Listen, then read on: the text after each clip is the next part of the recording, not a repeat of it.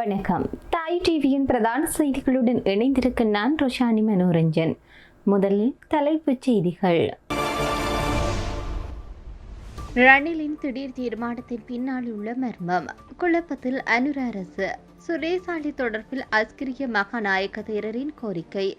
நாட்டில் அனைத்து துறைகளும் வீழ்ச்சியில். அரசாங்கம் மீது முன்வைக்கப்படும் குற்றச்சாட்டுகள். தெற்கில் மீண்டும் இனவாதத்தை தூண்ட முயல்கின்றனர்.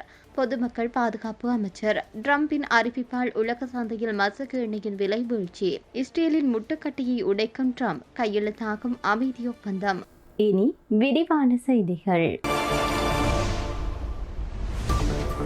முன்னாள் ஜனாதிபதியும் ஐக்கிய தேசிய கட்சியின் தலைவருமான ரணில் விக்ரமசிங்கே விரைவில் நாடாளுமன்ற உறுப்பினராக நியமிக்கப்படுவார் என்று தகவல் வெளியாகி இருக்கிறது. இவ்வாறான நிலையில் கடந்த சில மாதங்களின் பின்னர் கடந்த 11ஆம் தேதி ஐக்கிய தேசிய கட்சியின் செயற்குழு கூடிய போது ரணில் இப்போது நாடாளுமன்றம் செல்வார் என்பதை அறிந்து கொள்வதிலேயே உறுப்பினர்கள் ஆர்வமாக இருந்தனர். பல்வேறு கலந்துரையாடல்களுக்கு மத்தியில் சிலர் நேரடியாகவே சார் நீங்கள் எப்போது நாடாளுமன்றம் செல்லப் போகின்றீர்கள் என கேட்ட போதிலும் ரணில் அதற்கு உடனடியாக பதிலளிக்கவில்லை என்று தெரிவிக்கப்படுகிறது. எனினும் பலருக்கு தொடர்ச்சியாக இதே கேள்வியை கேட்க தொடங்கியதும் ரணில் சற்று வித்தியாசமான பதிலளித்துள்ளார். கடந்த தேர்தலில் மக்கள் தன்னை வேண்டாம் என வாக்களிக்காத நிலையில் தான் எவ்வாறு நாடாளுமன்றம் செல்வது என ரணில் கேள்வி எழுப்பியுள்ளார். மக்களால் தெரிவு செய்யப்பட்ட சமகால அரசாங்கம் தம்முடைய பணியை தொடர்ந்து முன்னெடுத்து செல்லட்டும் என ரணில் இதன்போது தெரிவித்தார். எனினும் கடந்த 2022ஆம் ஆண்டு கோட்டபயவின் அரசாங்கத்துடன் இணைந்து கொள்வதற்கு சற்று முன்னர் கூட ரணில் இவ்வாறானதொரு கதையை கோரியிருந்தார் என்பது குறிப்பிடத்தக்கது. அரசு புலனாய்வு பிரிவினுடைய முன்னாள் பிரதானி ஓய்வு பெற்ற மேஜர் ஜெனரல் சுரேசாலை தொடர்பாக அவருடைய மனைவி விடுத்த கோரிக்கையை கவனத்திற்கொண்டு அவருக்குரிய நிவாரணத்தை வழங்க வேண்டும் என்று அஸ்கிரிய பீடத்தினுடைய மகாநாயக்க தேரர் வரகாக்குடு ஸ்ரீ ஞானரத்ன தேரர் கோரியிருக்கின்றார்.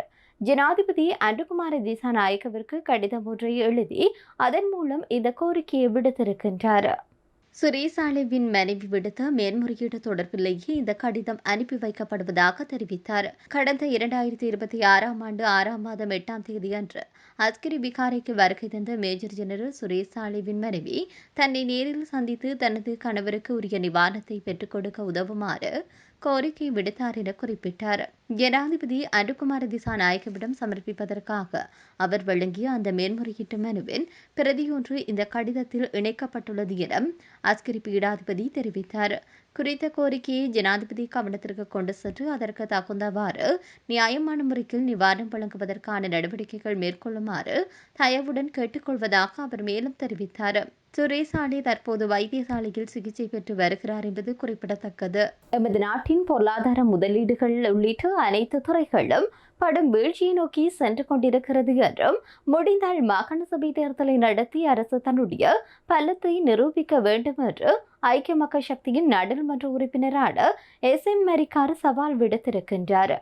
எதிர்கோட்டையில் உள்ள அந்த கட்சியினுடைய பிரதான அலுவலகத்தில் ஞாயிற்றுக்கிழமை நடைபெற்ற ஊடகவியலாளர் சந்திப்பின் போது இந்த விடயத்தை அவர் தெரிவித்திருக்கின்றார்.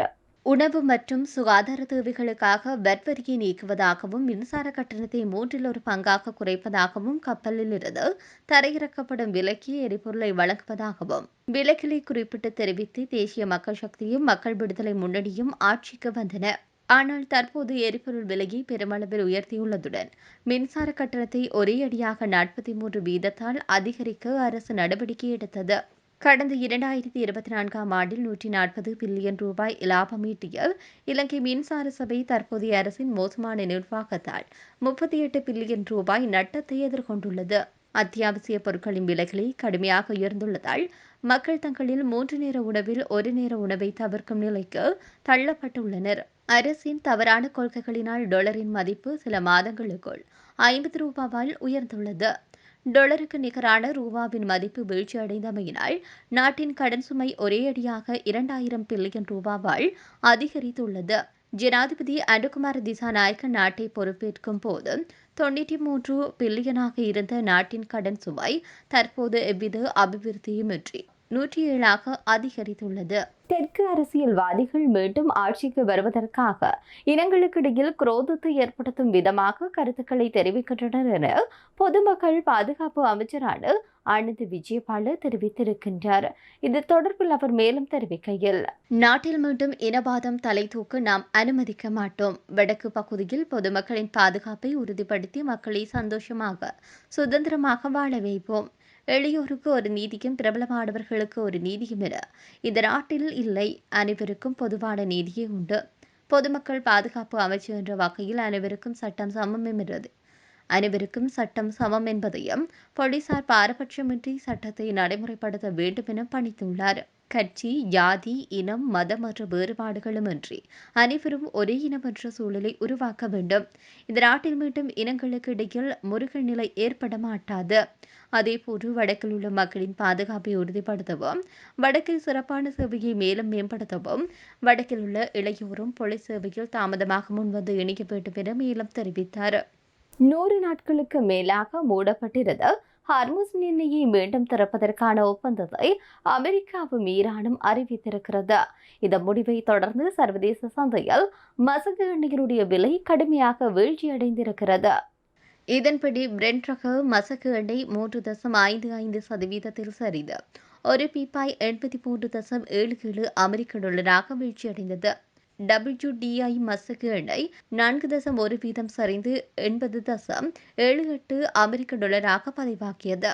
அத்துடன் மேற்பன் ரக மசகு எண்ணெய் 4.23% வீழ்ச்சியடைந்து 83.2 அமெரிக்க டாலராக விற்பனை செய்யப்படுகிறது.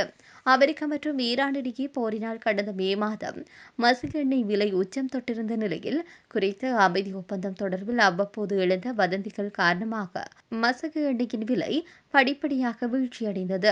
இதன் அடிப்படையில் ஈரானும் அமெரிக்காவும் சமாதான உடன்படிக்கை தொடர்பான அறிவிப்பை வெளியிட்டதை தொடர்ந்து மசகு எண்ணெய் சடிதியாக வீழ்ச்சியடைந்துள்ளது. இரு நாடுகளுக்கும் இடையில் எதிர்வரும் வெள்ளிக்கிழமை உடன்படிக்கை கையெழுத்திடப்பட்டால் மசகு எண்ணெயின் விலை மேலும் குறைய வாய்ப்புள்ளதாக தெரிவிக்கப்படுகிறது.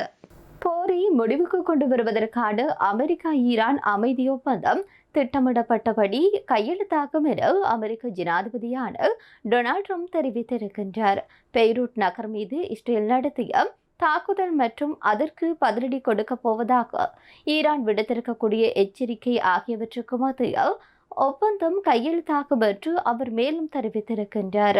இஸ்ரேலின் இந்த தாக்குதல் ஒட்டுமொத்த சூழலையும் உலுக்கியுள்ளது. இதனால் ஒப்பந்தம் கையெழுத்தாவது சில மணித்தியாலங்கள் தாமதமாகியுள்ளது. உண்மையில் இந்நேரம் ஒப்பந்தம் கையெழுத்தாகி இருக்க வேண்டும். ஆனால் தற்போது இன்னும் சில மணித்தியாலங்களில் கையெழுத்தாகும் வகையில் இது மாற்றியமைக்கப்பட்டுள்ளது என தெரிவித்தார். பெய்ரூட் மீதான இஸ்ரேலின் தாக்குதல் குறித்து தன்னுடைய ஆலோசகர்கள் தனக்கு விளக்கிய போதுதான் அதிர்ச்சியடைந்ததாகவும் இஸ்ரேலின் பிரதமர் பெஞ்சமின் நெதன்யாகு மீது தான் கடும் கோபமடைந்ததாகவும் ட்ரம்ப் தெரிவித்தார். இருப்பினும் ஈரானுடனான ஒப்பந்தம் இஸ்ரேலுக்கு சாதகமாகவே அமையும் என ட்ரம்ப் குறிப்பிட்டார்.